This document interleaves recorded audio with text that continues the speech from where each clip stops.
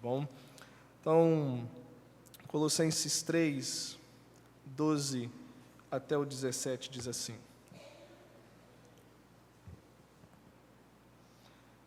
Revesti-vos, pois, como eleitos de Deus, santos e amados, de entranhas de misericórdia, de benignidade, humildade, mansidão, longanimidade, suportando-vos uns aos outros e perdoando-vos uns aos outros, se alguém tiver queixa contra outrem, assim como Cristo vos perdoou, assim fazei vós também. E sobre tudo isto, revesti-vos de amor, que é o vínculo da perfeição. E a paz de Deus, para a qual também fostes chamados em um corpo, domine em vossos corações e sede agradecidos. A palavra de Cristo habite em vós abundantemente, em toda sabedoria, ensinando-vos e admoestando-vos uns aos outros com salmos, hinos e cânticos espirituais, cantando ao Senhor com graça em vosso coração. E quanto fizerdes por palavras ou por obras, fazei tudo em nome do Senhor Jesus, dando por Ele graças a Deus Pai. Vamos orar. Senhor, nós carecemos da Tua mão sobre nós. Tanto as crianças que saíram para estudar a Sua palavra, que o Senhor dirija os professores e professoras, que os coraçõezinhos possam ser receptivos à verdade, e quanto aos que aqui se encontram na nave do templo, nós também rogamos que o Senhor visite cada coração. Que o Senhor sustente os que estão cambaleando, que o Senhor confirme os que estão caminhando de maneira firme, que o Senhor quebrante os que estão endurecidos contra Ti, mas que todos nós experimentemos da presença do Senhor nesta manhã. A Tua palavra vindo e trabalhando em nossa alma, Senhor, a fim de que reflitamos a Tua glória e que possamos ser útil para quem está próximo de nós.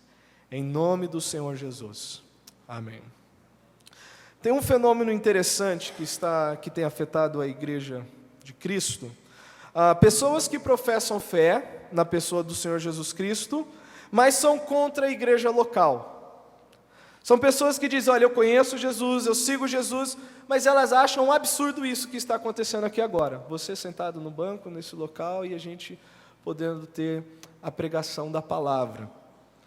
O problema, eles não aceitam, eles acham que isso não é o verdadeiro cristianismo. As razões para essas pessoas não aceitarem isso, além dessa do que foi falado, são as mais diversas. Algumas têm um fundo de razão, algumas acham que a igreja local falhou. Um dia no Rio de Janeiro, estava fazendo evangelismo na Copa, nas Olimpíadas, estávamos na Praça 15, enquanto estava voltando com um grupo que nós estávamos ajudando a fazer evangelismo, eu achei no chão dizer assim, a igreja falhou. E atrás, leia somente a Bíblia. Eu peguei aquilo e disse, a igreja nunca vai falhar. Cristo prometeu, eu edificarei a minha igreja e as portas do inferno não prevalecerão contra ela. A igreja não depende de nós, está na mão de Cristo. Mas há pessoas que estão desanimadas, machucadas e não veem mais esperança nesse modelo.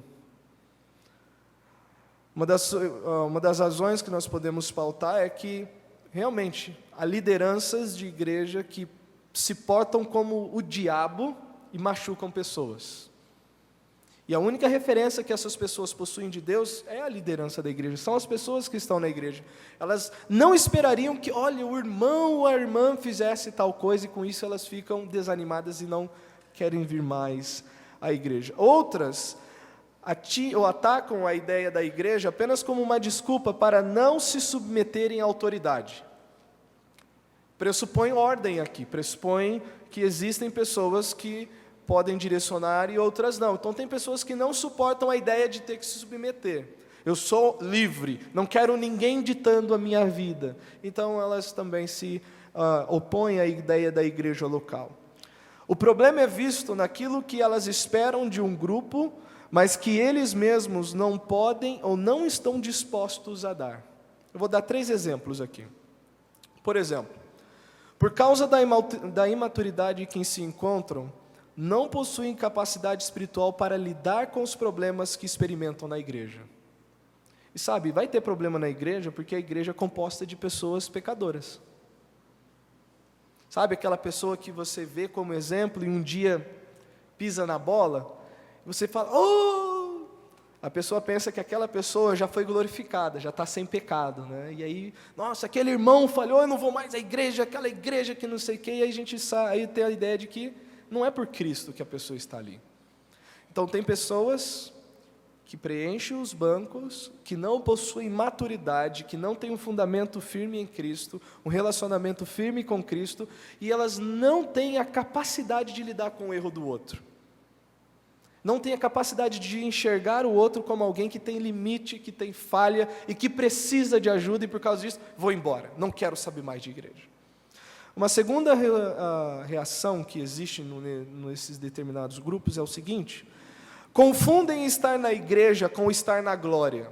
Quando eu falo essa expressão estar na glória, é a ideia bíblica, ou de um futuro que nós ainda aguardamos, que é quando Cristo vier e retirar a presença do pecado que há em nós ainda. Pode acontecer de 2 maneiras. Se eu morrer agora, eu vou experimentar isso, não vou ter pecado na presença de Deus. Ou se Cristo retornar agora, os salvos serão transformados e receberão um corpo glorificado. Então tem gente que vem à igreja e acha que a igreja já é estar na glória. Todo mundo que está lá não tem pecado. Está todo mundo perfeito. Ninguém vai errar, ninguém vai falar algo atravessado, ninguém vai reagir de maneira um pouco mais calorosa. E por causa disso, quando a pessoa se depara com pessoas assim, ela fica desanimada. Deseja ser visto como uma pessoa que tem falhas, espera o perdão do próximo, mas não olha para o próximo como alguém que está sujeito a falhas. Os outros devem ser perfeitos, menos ela. Então tem pessoas que vêm com essa mentalidade para a igreja. Todo mundo que está do meu redor não pode errar, mas se eu errar, eu quero que todo mundo me perdoe, eu quero que todo mundo me ajude, eu quero que todo mundo releve, porque eu sou pecador. Em alguns casos, são pessoas que não foram convertidas, não foram transformadas pelo Evangelho. Sua base de relacionamento não está construída em Cristo e no Evangelho, mas em qualquer coisa que julguem conveniente buscar numa igreja local. Às vezes as pessoas vêm para a igreja porque precisam de atenção.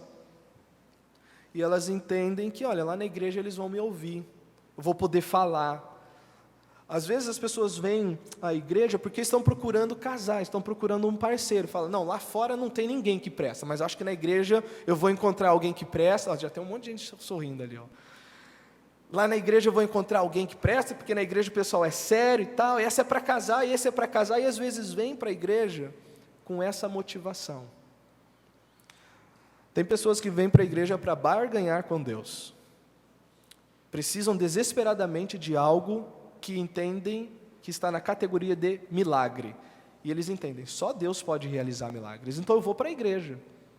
Eu vou assistir os cultos, vou participar das reuniões, vou ofertar, o que puder eu vou fazer, mas no final, quando eu ajoelhar e orar, eu espero que Deus me retribua por aquilo que eu estou investindo. Deus não é um banco, que você faz um consórcio e vai pagando e uma hora você é contemplado. Então, há pessoas que se aproximam da igreja local com essas noções distorcidas, e eles não vivem corretamente na igreja e não podem viver corretamente com suas famílias. Então, o propósito do sermão hoje, através desse texto, é mostrar como que convivendo ou vivendo o evangelho na igreja vai te dar base, sustentação para você viver saudavelmente com a sua família. E não é o inverso. Se eu estiver vivendo bem com a minha família, eu vou poder viver bem na igreja. Não. No berço do Evangelho, que é a igreja, você vai ter o poder, a direção para viver bem dentro de casa. Eu quero enfatizar esse ponto. É o seguinte, não venha com máscaras para a igreja. Eu tenho um caso triste que eu ainda não terminei de acompanhar lá na igreja. basicamente meu braço direito, o vice-presidente, o diácono, o exemplo para toda a igreja, vai fazer 1 mês que se separou da esposa. E nesse 1 mês ele não aceitou receber visita minha, de nenhum dos diáconos, ninguém conseguiu acessar ele para pelo menos nós ouvirmos o que aconteceu. E infelizmente o que eu suspeitava era a realidade, ele era uma coisa na igreja e era outra dentro de casa. Se você vier com máscaras na igreja, uma hora o calor da situação vai derreter a cera da máscara. E aí você vai ser exposto por quem você é. Quando você vem para a igreja, da maneira como Deus te vê, um pecador salvo, alguém que precisa diariamente de transformação, você não vai preferir a sua reputação, você vai preferir a transformação diária de Deus na sua vida.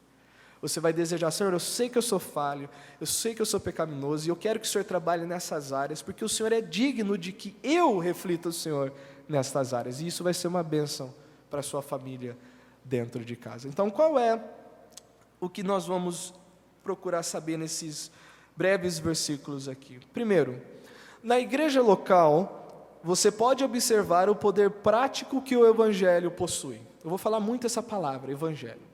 Então, quando eu disser Evangelho, existe um apenas. Lá fora existem vários. O Evangelho da prosperidade, o Evangelho segundo Allan Kardec. Tem várias boas notícias lá. Mas quando nós estamos falando do Evangelho, nós estamos dizendo das boas novas de que Deus, em Cristo, perdoa, transforma e restaura pecadores e chama estes à comunhão com Ele. É basicamente isso que você vai ter que ter em mente. Quando eu disser o Evangelho quais são as implicações da mensagem da cruz no nosso dia a dia, no nosso relacionamento aqui diário. Então, na igreja, é importante que você venha à igreja, e como eu disse ontem, a igreja não é talvez a sua última opção, a igreja é a sua única esperança. Aqui é o lugar onde você vai ver que chegam pessoas destruídas e saem restauradas. Pessoas que tinham certos vícios, certas inclinações, e a mensagem do Evangelho transforma essas pessoas. Eu não sei, eu tive um impacto muito grande com a cultura do Rio de Janeiro. Eu não sou carioca, eu sou do interior de São Paulo. No Rio de Janeiro você trabalha com cacos de pessoas. Você chega para trabalhar com alguém, e aí tem uma irmã que tem 3 filhos de 3 pais diferentes, e chega à igreja e a vida está destruída. Ou você vai lidar, eu tive que acompanhar muitas famílias com casos de filhos presos em drogas. Teve uma vez que eu fui visitar um homem, e quando eu cheguei para visitar, o filho dele estava dormindo na varanda, por causa do vício no crack. E eu perguntei, irmão Sérgio, por que teu filho não está dentro de casa? Ele disse, se ele entrar, eu vou estar assinando o atestado de óbito dele. A milícia já prometeu o meu filho, e se ele entrar aqui, eu vou estar contribuindo para que ele morra. Eu quero que ele vá embora daqui. E esse filho já tinha roubado o pai umas 4, 5 vezes, de limpar a casa. E nós oramos, intercedemos muito, e ele tinha 2 filhos nas drogas, e esse que eu encontrei deitado, restaurou, se batizou, foi salvo, está com família, está estruturado. O mais novo foi morto a pauladas. E depois que o filho morreu, o pai deixou de ir à igreja. Ele ficou tão abalado com aquilo que ele achou que Deus não foi fiel com ele. Mas famílias possuem problemas. Famílias possuem dificuldades, e nós chegamos com essas dificuldades na igreja e esperamos que neste convívio Deus transforme o nosso coração e que nós sejamos diferentes. Então, na igreja você vai poder observar o poder que o Evangelho possui. Qual é o poder que o Evangelho possui? De transformar pessoas. Olha o verso 12. Revesti-vos, pois, como eleitos de Deus, santos e amados, de entranhas de misericórdia, de benignidade, humildade, mansidão e longanimidade. O meio dessa transformação está em Deus. O texto diz que estas pessoas são santos e amados. E a ideia aqui é que eles foram separados e foram amados por Deus. Todo aquele que é separado por Deus e amado por Deus é transformado. Você pode fazer essa análise interna de si mesmo, pensando nisso. Deus te ama e Deus te separou. mas você vê transformação na sua vida? Uma coisa é eu sentar ao banco e cantar tudo que foi cantado, mas lá no fundo, a pergunta que o pastor Fabiano sempre tem feito no final de todos os sermões: você tem certeza que você é um salvo? Você cantar, mas sabendo que não é a sua realidade, não é o que você experimenta, não é o que você sente, não é nem o que você quer de fato. Todos os que foram santificados, colocados de lado, por exemplo, isso aqui é o copo santificado do pregador, é separado para o pregador aqui tomar água. Essa é a ideia. Ele é tirado de um canto e colocado no outro para um uso específico. Quando Deus salva alguém, ele é tirado da influência do mundo e ele é colocado numa posição com Deus, e a cachoeira do amor de Deus sobre essa pessoa transforma ela. E a transformação, Paulo ele vai mostrar aqui qual é o resultado dessa transformação. Quem tem o toque da santidade de Deus e do amor de Deus, ele vai dizer que essa pessoa ela é internamente misericordiosa. Lá nas bem-aventuranças diz: bem-aventurados misericordiosos, porque alcançarão misericórdia. Eu estava falando com o irmão João, acho que foi ontem à noite, que misericórdia é uma característica do crente, que é você olhar a miséria do outro, é você sentir a miséria. Misericórdia vem dessa raiz, miséria. E tem a maneira geral, que todo crente tem que olhar para o outro e deixar de dar o que a pessoa merece, e graça é você dar o que a pessoa não merece. E tem um outro aspecto da misericórdia, que é em Romanos 12, que é aquele que exerce misericórdia com alegria, que é pessoas que recebem um dom de Deus, um presente, uma capacitação. São pessoas que podem estar diante de outras que estão em grande sofrimento, sem ser tomado pelo sofrimento do outro. Geralmente, quem tem dom de misericórdia são pessoas que gostam de visitar hospitais, asilos, estar com enfermos. E o texto diz que é para exercer misericórdia com alegria, porque se você chegar sem alegria, você vai ficar lá também, alguém vai precisar ir lá te rebocar da situação.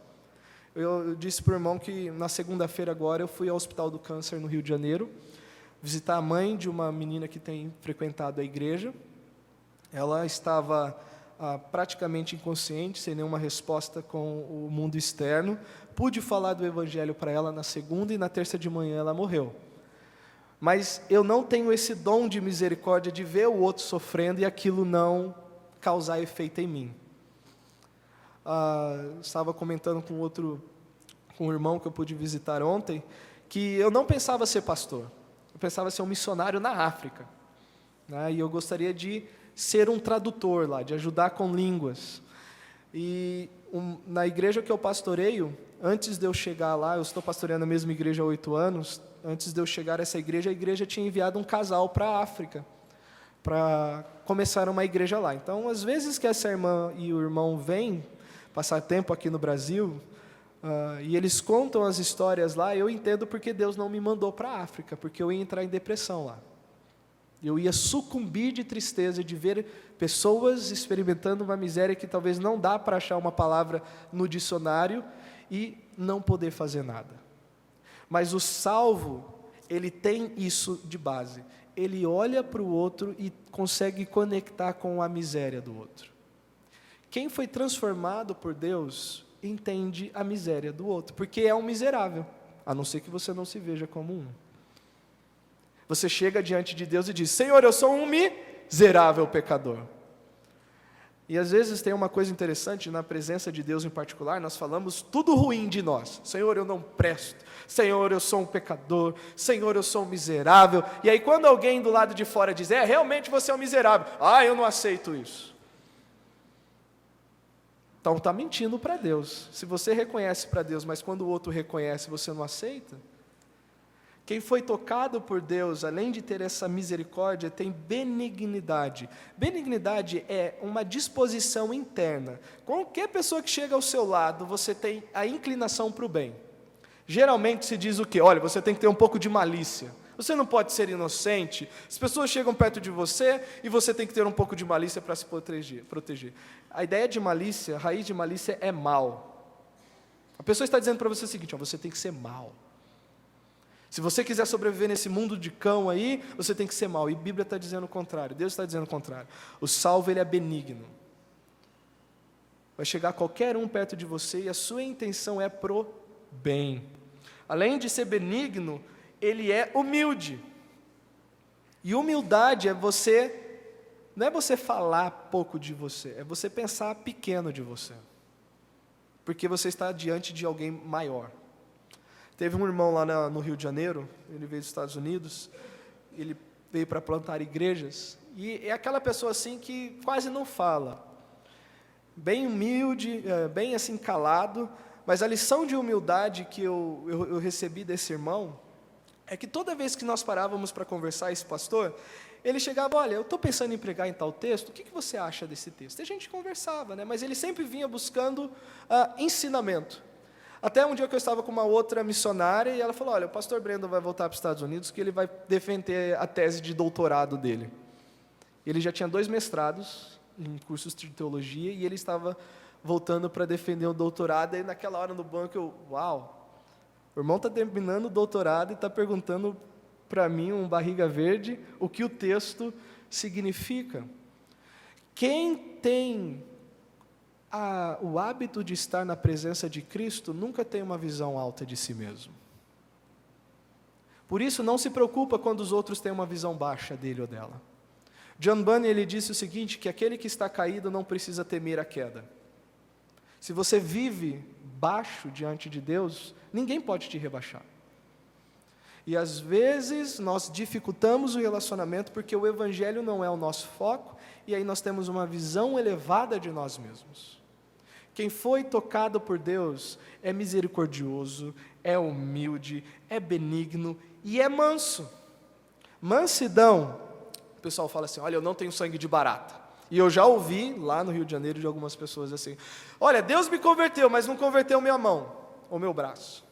Tipo, eu vou agredir. Eu não sou bobo, eu não sou moleque, eu sou um homem. Já ouvi também esse tipo de frase no momento do calor. E aí a gente tem que lembrar, falar, não, você é um crente. Antes de você pensar em todas essas coisas, você é um salvo, você é um crente. O que é manso? Manso é você não se levantar para defender-se, porque Deus vai te defender. Tem um exemplo disso no Velho Testamento, Moisés. Arão e Miriam, eles começam a falar mal de Moisés. Moisés pegou aquela egípcia, e Moisés não está tratando a gente como deveria tratar, e eles começam a falar mal de Moisés, Arão e Miriam. E o texto diz que Moisés se calou. E na sequência, Miriam recebe a lepra, Arão não. E a ideia é que Deus defendeu. E é dito o que sobre Moisés? Que não houve homem mais manso do que ele. Dá para imaginar, às vezes em casa somos o quê? 5, 4 pessoas, dependendo do tamanho da família. E você já fica louco quando 3 começam a reclamar ao mesmo tempo. Imagina 3 milhões de pessoas na sua orelha, que saíram do Egito com Moisés. Moisés, não tem água. Moisés, estou cansado de comer maná. Moisés, olha, não tinha túmulo suficiente no Egito e nos trouxe para morrer aqui. E a todo momento, ele não tinha como peitar esse povo. Ele ia fazer o quê? Senhor, contempla. Senhor, contempla. Senhor, contempla. Quem foi transformado por Deus é manso, e quem foi transformado por Deus é longânimo. A ideia de longanimidade, literalmente, é aquele que tem um longo caminho até a ira, ou demora a chegar até lá. Então nós temos 2 tipos de crente. Nós temos o crente Fusquinha e temos o crente Ferrari. Quem que pega de 0 a 100 mais rápido? A Ferrari. Mas o crente tem que ser o Fusquinha na ira. Ele não pode ser a Ferrari. Você não pode ser aquele que, olha, em 5 segundos eu já estou explodindo como um vulcão. Tem que pôr a chave lá e nem ligar. Mas eu tento fazer de uma maneira espirituosa a questão, mas isso é sério. Porque isso é o caráter de Cristo que Paulo está dizendo aqui. Quando Deus salva alguém, Ele separa para que essa pessoa seja parecida com Jesus Cristo. A igreja é o lugar onde nós podemos ver o poder transformador do Evangelho em transformar pessoas. Em pessoas que não se parecem com Cristo, para pessoas que se parecem com Cristo. Isso é o foco de tudo que acontece na igreja. Cada estudo, cada discipulado, tudo é empurrando e trabalhando para que você seja parecido com Cristo. Não que você seja um batista, não que você seja um fundamentalista, mas para que você seja parecido com Jesus Cristo. Na igreja nós podemos ver também que o Evangelho tem poder de fortalecer pessoas para imitarem a Cristo. Olha o verso 13. Suportando-vos uns aos outros e perdoando-vos uns aos outros, se alguém tiver queixa contra outro, assim como Cristo vos perdoou, assim também fazei vós. O verso 13 não vai poder existir na sua vida se o verso 12 não estiver já ali desenrolando ou desenvolvido na sua vida. Não tem como perdoar não sendo longânimo, não sendo misericordioso, não sendo benigno. Você só cancela a dívida do outro porque você entendeu que a sua dívida com Deus foi cancelada. Você fica com o prejuízo do outro, porque perdão é isso. Quem não perdoa, o que essa pessoa tem em mente? Essa pessoa ultrapassou uma linha que eu imagino que ela não deveria ultrapassar, então ela não reconheceu o meu valor, então eu me sinto no direito de punir essa pessoa. Então a punição é eu não perdoá-la, eu não retirar a culpa dela, e aí entra a falta de perdão abre para vingança, para amargura, maledicência e por aí vai. Então quem não perdoa, ela olha para outra pessoa e diz, você me deve, mas ela nunca se vê como devedor. Se você não estiver na presença de Cristo, entendendo, olha, sua dívida foi paga, você não deve nada para Deus, o céu é teu agora, por causa do que eu fiz por você, então perdoe. Quem tem contato com o Evangelho, o poder do Evangelho, de fortalecer pessoas a imitarem a Cristo, nós somos fortalecidos para resistir em situações difíceis. Como que nós podemos resistir a uma situação, aquela goteira de dificuldade dentro de casa? Perdoando e suportando. E a ideia de suportar não é que você se coloca para ajudar, como um alicerce. É que você suporta a dificuldade de estar com alguém difícil.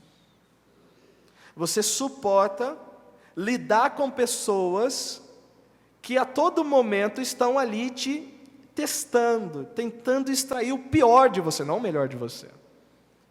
Quem está fortalecido com Cristo tem poder para sustentar essas coisas, aguentar estas coisas. Às vezes o marido que não demonstra um tipo de carinho pela esposa, não consegue passar o dia, ele passa o dia sem dizer uma palavra que seja de elogio para a esposa. Ou a esposa, ou o marido que tem que aturar a esposa que só reclama, que só cobra, que só vê o defeito e não vê o que foi feito. Às vezes os filhos que precisam suportar os pais, que realmente não entendem a dor que ele ou ela está experimentando. Às vezes os pais que precisam suportar os filhos na sua limitação, que é comum da idade. Porque os pais, naturalmente, são mais maduros que os filhos. Se você não estiver com Cristo, como é que você vai suportar todas essas coisas? Então, quando não suporta, o que acontece? Chuta o balde e vai cada um para o seu lado.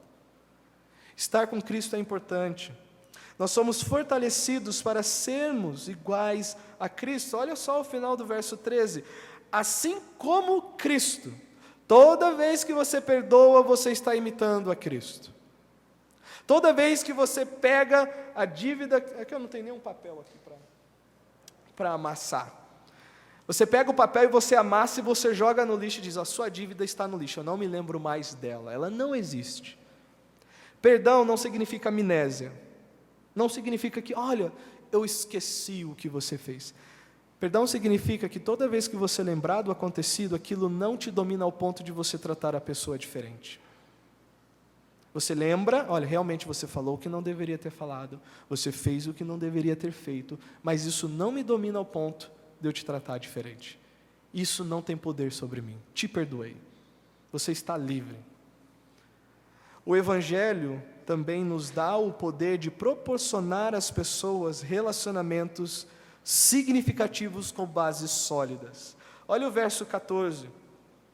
E sobre tudo isso, revesti-vos de amor, que é o vínculo da perfeição. E o verso 15. E a paz de Deus, para a qual também fostes chamados em um corpo, domine em vossos corações e sede agradecidos. Irmãos, estas coisas precisam existir aqui na igreja primeiro. Na igreja você vê pessoas que são benignas, são misericordiosas, são humildes.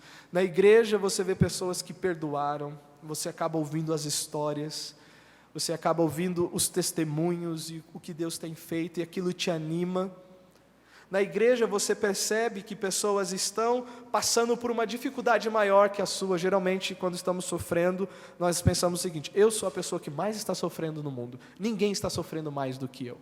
E aí chega o João ou a Maria do seu lado e diz: olha, eu estou passando por isso, por isso, por isso. Aí você volta para casa pensando: eu não estou sofrendo nada, eu não estou experimentando nada. Eu tenho 2 doenças, eu tenho hepatite autoimune e eu tenho doença de Crohn. As duas, uma ataca o meu fígado, outra ataca o meu intestino. E eu tenho que tomar alguns remédios caros e pesados. E toda vez quando eu vou para o hospital, eu volto a pensar: eu não tenho nada. Eu tenho todo mês ir lá fazer uma consulta periódica e eu passo por certos corredores. Por exemplo, eu passo no corredor da cirurgia plástica, que tem lá num dos hospitais que eu tenho que ir, e eu volto para casa dizendo: realmente, eu não tenho nada. Eu não tenho nada. Eu passo no corredor, por exemplo, do pessoal do diabetes, fala: não tenho nada. O pessoal que está saindo de uma amputação por causa da diabetes, ou como foi falado aqui de um irmão com diabetes que já perdeu a visão de um dos olhos, e eu volto para casa dizendo: eu não tenho nada. Quando nós olhamos ao nosso redor e tiramos os olhos do nosso umbigo, nós podemos contemplar de fato que nós somos abençoados. Nós temos as nossas dificuldades, nós temos as nossas limitações, mas nós temos Deus. E quem foi tocado pelo Evangelho tem o poder de proporcionar às pessoas. Não é que você vai receber, é você quem vai proporcionar às pessoas relacionamentos significativos com bases sólidas. Relacionamentos fundamentados em amor, onde a perfeição jaz no que eu estou disposto a entregar e não a receber. O texto diz, no verso 14, sobre tudo isto, sobre a humildade, sobre a mansidão, benignidade, sobre o suportar, sobre o perdoar, sobre tudo isto, revesti-vos, coloquem a roupa. Pegue aquela peça de roupa, coloque sobre vocês amor. É você quem vai se aproximar do outro e vai se relacionar com base nesse amor, porque você está revestido disso. Revesti-vos, porque isso é o quê? O vínculo da perfeição. Ontem, no Salmo 127, algumas pessoas pensam que para manter a família unida é bom ter uma boa casa. Outros pensam: olha, para manter uma família unida é bom ter uma boa segurança, às vezes até segurança financeira. Olha, para manter uma família unida é bom não faltar nada na mesa e sempre ter do bom e do melhor. Mas o Salmo está nos ensinando o seguinte: para manter uma família unida é bom ter Deus.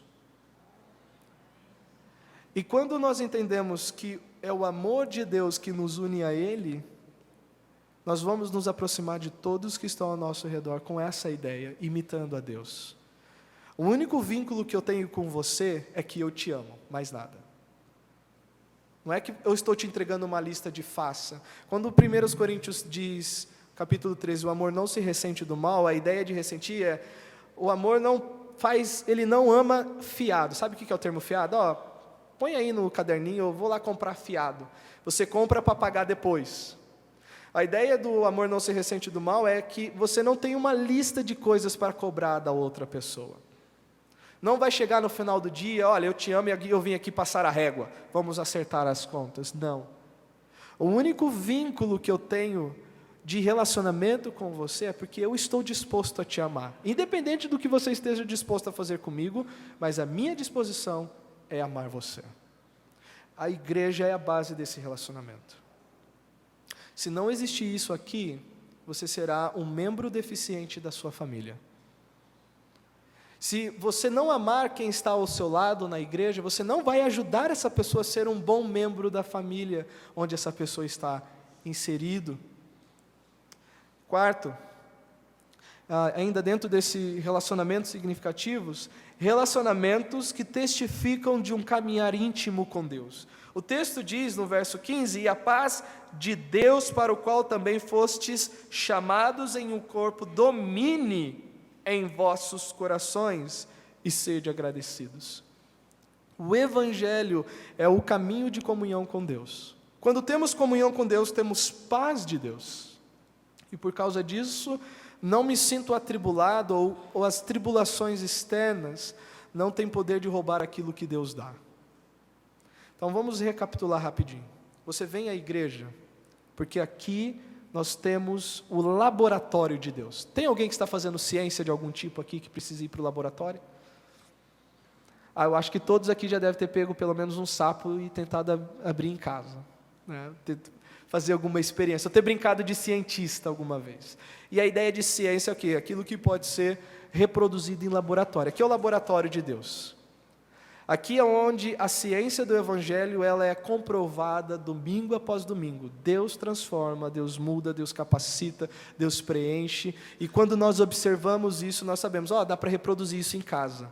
Eu vou pegar essa ciência e vou aplicar lá em casa. Minha casa vai se tornar o laboratório de Deus agora.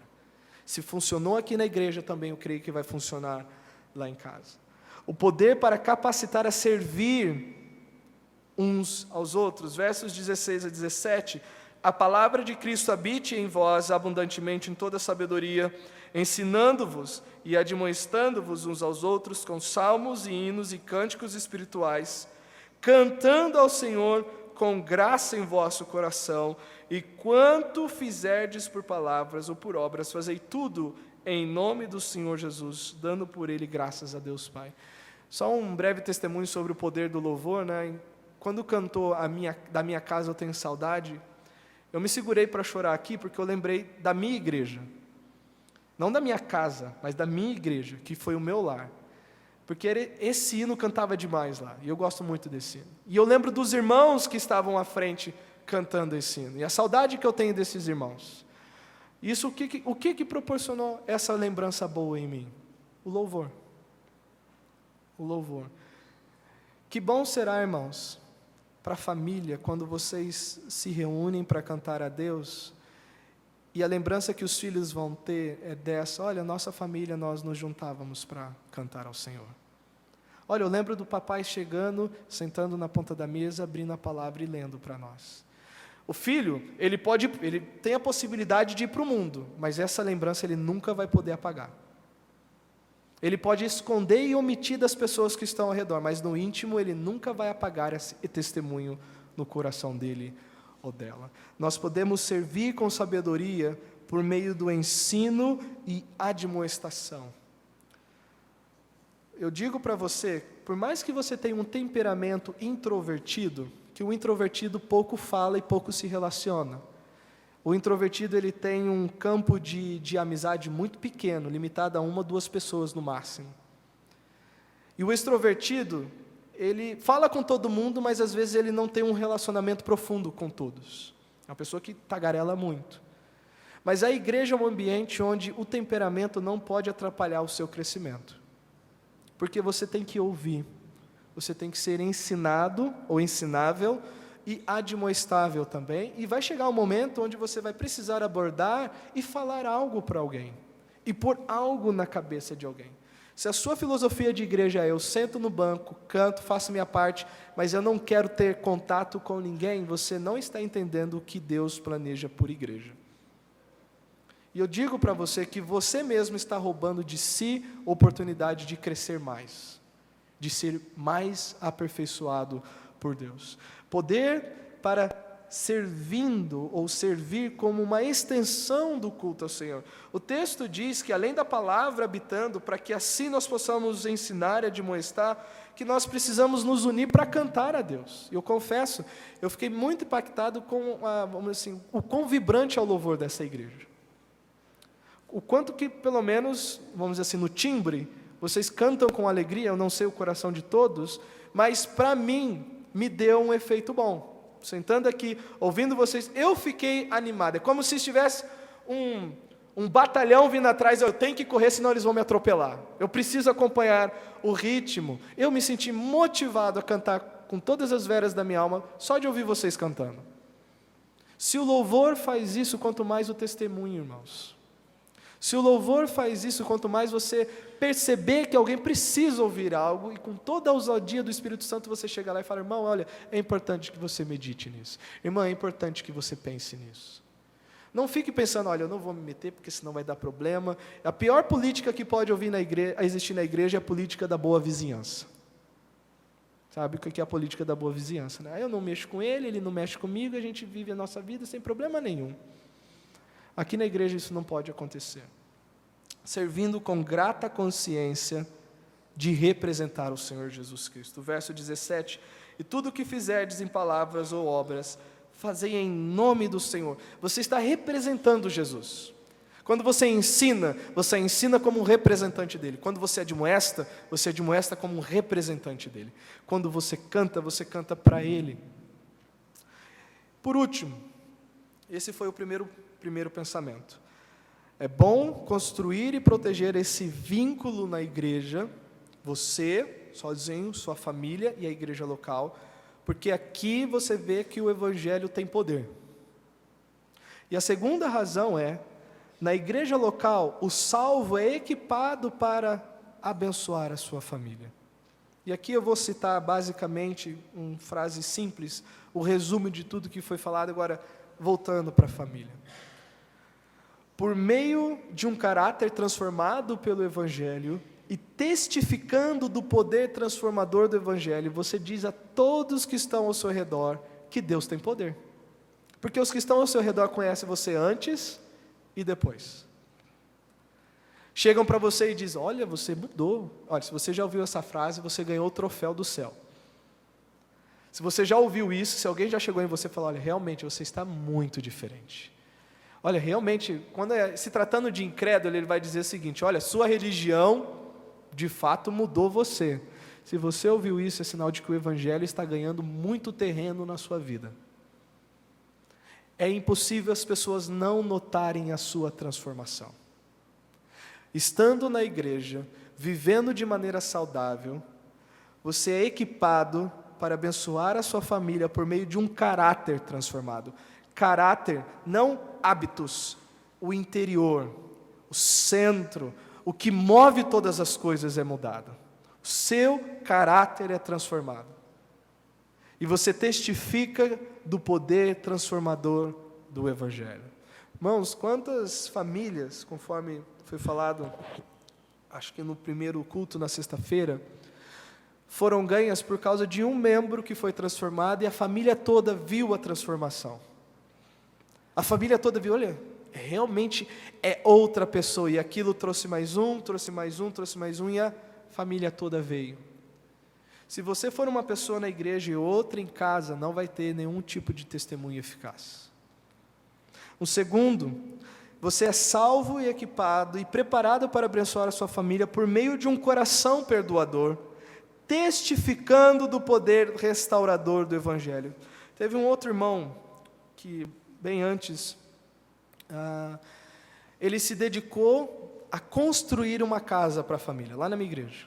Ele construiu uma casa de 3 andares. Ele era mecânico e sabia também de alvenaria, então ele chegava sábado e domingo e virava de construir, e ele começou a deixar de ir à igreja. E com isso a esposa vinha com os filhos, e ela sempre falava, pastor, meu esposo está preso na construção daquela casa. Está preso na construção daquela casa. Então ele não tinha tempo para os filhos, não tinha tempo para Deus, até que chegou um tempo que alguém notou a carência da esposa. E soltou algumas palavrinhas que ela não ouvia em casa, ganhou o coração dela, e resumindo, ela se interessou por outro homem e saiu de casa. Chegava ao ponto dela fazer a cabeça da filha para fazer o pai, para a filha ficar gravando os momentos em que ela fazia o pai perder a cabeça e ele agia com violência, para na hora que chegar no dia, está vendo? Esse homem é descontrolado. E ela queria ficar com toda a casa. Eles se separaram e recentemente, ele estava vindo à igreja, mas não estava vindo com muita frequência. E aí eu soube que a filha está querendo voltar a morar com o pai, mas todas as vezes que eu conversei com ele, ele disse o seguinte: olha, eu reconheço que eu coloquei outras coisas como prioridade e não Deus. Eu sei que eu errei e eu sei que a minha esposa perdoou, mas se ela voltar arrependida hoje, eu perdoo e eu restabeleço meu relacionamento com ela. Se minha filha voltar, a filha chegou ao ponto de no meu escritório chorando, dizer: olha, meu pai voltou a beber porque ele era um alcoólatra, e da noite para o dia, na salvação, ele parou de beber. E um dia minha esposa e eu no escritório, ela falou: meu pai voltou a beber, e chorando e tal, e ele falando as histórias de um lado, e elas falando a história de um outro, e eu falei assim para minha esposa, enquanto nós levávamos essa menina para sair da igreja, eu falei: amor, só Deus pode nos ajudar agora. Porque uma palavra de uma palavra, se Deus não revelar, eu não sei. E aí do portão de casa, do portão da igreja, eu moro na igreja, casa pastoral, do portão da igreja até minha casa, minha esposa e eu, nós fomos orando. E nesse dia estava minha sogra, a mãe da minha esposa, e as tias da minha esposa, as irmãs da minha sogra. Quando eu coloquei o pé na porta de casa, o telefone tocou. E era uma irmã da igreja muito próxima dessa mulher que tinha adulterado. E ela falou assim: pastor, olha, eu estou preocupado com a menina, falou o nome da menina, né, Maria. Estou preocupado com a Maria, ela está mentindo demais, pastor. Toma cuidado com ela. Essa mulher nem sabia que eu estava conversando com a menina. Olha, ela falou isso para mim, quando eu fui lá ver era outra coisa e eu já estava desconfiado. Eu estou contando essa história porque começou errado, mas a pessoa está tentando terminar de uma maneira correta, com perdão. Você precisa perdoar na sua família também, mesmo os incrédulos, ainda mais você que conhece a verdade. E se você que conhece a verdade e tem o cônjuge que está na igreja, mais ainda, não tem desculpa de: olha, você vai dormir no sofá e eu vou dormir na cama. Pai, eu não vou falar com você. Filho, você vai ficar de castigo. Não, é uma extensão da igreja agora que está ali dentro. Os que estão com o Evangelho têm poder para fazer isso. Você é salvo, equipado e preparado para abençoar a sua família por meio de um alvo maior e melhor, testificando do poder libertador do Evangelho. Qual é o alvo da família? Paz e amor. Parece até aquele moto hippie, né, dos hippies dos anos 60 lá. Paz e amor. Mas no Evangelho é assim. Qual é o alvo do seu convívio e família? Amar uns aos outros e ter paz. E isso começa na igreja. E por último, você é salvo e equipado e preparado para abençoar sua família por meio de uma sincera devoção a Deus, testificando do poder da presença de Deus no Evangelho. O verso 16 e 17 é praticamente um culto, cantando de coração ao Senhor com hinos, salmos e cânticos espirituais, fazendo para o Senhor no serviço aos homens. Por meio de uma sincera devoção a Deus, você vai mostrar para aqueles que estão ao seu redor qual é o impacto que Deus tem na sua vida. Qual é o impacto que Deus tem na sua vida? Para a gente concluir. Primeiro, se você é a única pessoa salva em sua casa, e isso foi falado um pouco ontem, a igreja é o ambiente onde você pode ter uma família segundo o coração de Deus. A igreja tem que trabalhar para isso. A igreja não pode dar um mau testemunho desse intento de Deus. Ela não substituirá a sua família natural. Apesar que uma família da igreja lá está voltando para Paraíba, porque a mãe do rapaz está passando de muitos problemas de saúde, e ele entende que ela pode partir rápido, então ele deixou tudo que ele construiu no Rio, está voltando lá para a terrinha dele, para cuidar da mãe, e na hora dele se despedir da igreja, nós fizemos até um culto de despedida, ele falou chorando: olha, vocês são a minha família. Eu estou voltando para minha casa, mas eu estou deixando a minha família aqui. E às vezes é assim que nos sentimos aqui dentro, ou devemos nos sentir. Que toda vez que o culto termina, fala: eu estou deixando a minha família. E aí você volta para a sua família natural, não como se ela valesse menos, mas com mais motivação ainda de investir nela para que ela venha para Cristo. Ela não substituirá a sua família natural, mas lhe ajudará a como servir a sua família natural, a sua família de sangue. O convívio na igreja te capacita para isso. Sua família, se a sua família salva e congrega aqui, disponham-se a serem uma família para aqueles que estão com lares destruídos ou sem referência. É o desafio lançado a você. Isso vai envolver que você pare e preste atenção, que você se relacione com as pessoas, mas adote alguém. E isso é bíblico, porque a Bíblia fala que nós somos adotados por Deus. Em Efésios 1:5, predestinados para adoção de filhos. Em Gálatas 4 também fala de adoção, nós somos recebidos como filhos na família de Deus. Adote alguém da igreja, seja uma boa influência, que vocês possam ser, pela mão de Deus, o refrigério para o aflito e o abatido pelos problemas familiares, que chegam aqui, como eu disse, um caco. Você seja a cola, né? o juntar ali e trabalhar, ou ser trabalhado na mão de Deus. Construir pontes na igreja fortalece a comunhão em Cristo e proporciona renovação de forças para os que precisam testemunhar num lar em trevas. Você pode ser uma bênção na mão de Deus na vida de outra pessoa. Vamos orar.